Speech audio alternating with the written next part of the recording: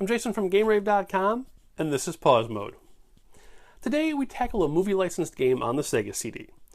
Based pretty close to the Sylvester Stallone and Wesley Snipes movie of the same name, players take control of Stallone's Demolition Man character John Spartan, a cop convicted of involuntary manslaughter due to Hollywood explosions and popcorn movie scripting. Reawakened from cryogenic sleep to take down Wesley Snipes' villain character, known as Phoenix, who was also cryogenically frozen and thawed out, Spartan must use his love of firepower and one-liners to stop his Zumba-wearing arch-nemesis. Using compressed digitized footage from the film to introduce each stage, players begin in 1996 jumping from the same police copter onto the rooftop below. After a decent sound clip of Stallone plays, you'll bungee around the level, taking down various gang members until you must chase down Phoenix off the stage. From there, you're quickly ushered through the movie's cryogenic plot device, and then it's off to the future. The graphics are fairly good with some nice variety in the levels. If you're playing on S-Video or upscaling to a higher output, you'll be able to see all the checkerboard trickery the level artist pulled off to make a deeper, darker color palette than the system's used to. This isn't a completely positive compliment, though, as some areas are a little too dark. Other nice little touches include causing visible damage to certain level elements, some surprisingly fluid animation on the characters, and an alternate level style sprinkled in throughout the game. From the audio department, the Sega CD provides the usual Redbook audio flare and film footage in between stages.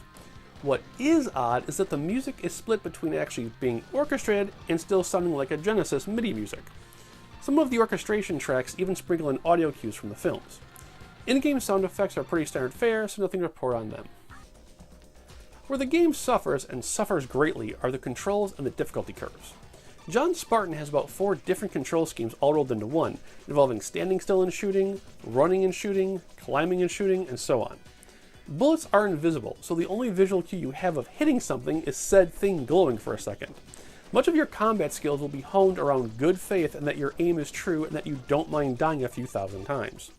The problem stems from the designer's regretful choice of giving him a Prince of Persia-style jump, essentially vaulting forward at an awkward speed and height. In recording footage for the episode, that damn jump brought more deaths than any hardcore-style difficulty ever could. The bizarre jump is tied to a ridiculous running speed. You'll mostly miss jumps due to John's speed not matching up to his jumping animation speed.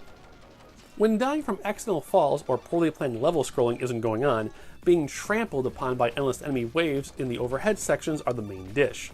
I'm not even joking. Look at this enemy spawn rate. How the hell are you supposed to survive in that? The only strategy I could use was to basically jam on the fire button and hope for the goddamn best. Worse still is that Mr. Demolition Man himself is a brittle bastard. Falling from a screen high height causes damage, and anything a pixel higher is instant death. You'll take damage from enemies even if you're not exactly next to them. Explosive barrels are all over the place, especially in places where you need to land. Worse still, the game only provides about 4 continues, so it's either level memorization or the title screen for you. Several boss fights aren't super obvious either, so prepare for a whole lot of trial and error as well. If you're actually looking to complete the game, you will need to be on the higher difficulty settings. Trying to ease your pain with the easiest setting only rewards with being told to suck it up and try harder halfway through the game. It was at that point, after having to use the level select code to get footage, that I finally gave up on the game.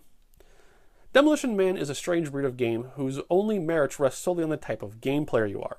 With a deep challenge and sloppy jump controls, it's definitely a pick-up-and-play game for those who demand a challenge.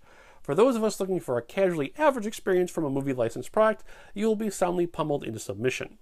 From a collector's standpoint, Demolition Man is oddly one of the system's more persistent available games. On the Sega CD, it averages a healthy $40 in complete condition. If you're looking to save money and not complete a Sega CD library, the Genesis card is actually half the price, and almost a fourth of the price if you go for a loose cart. If all you're looking for is the gameplay, snag the cartridge instead. Alright guys, that does it for this week. I completely forgot Memorial Day is next week, so for those that have it, enjoy your 3-day weekend. For those that don't, have a great regular weekend.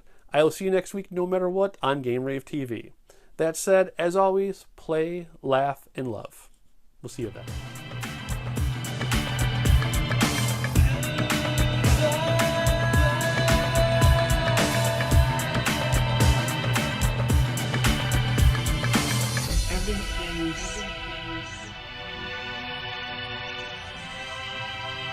All mixed.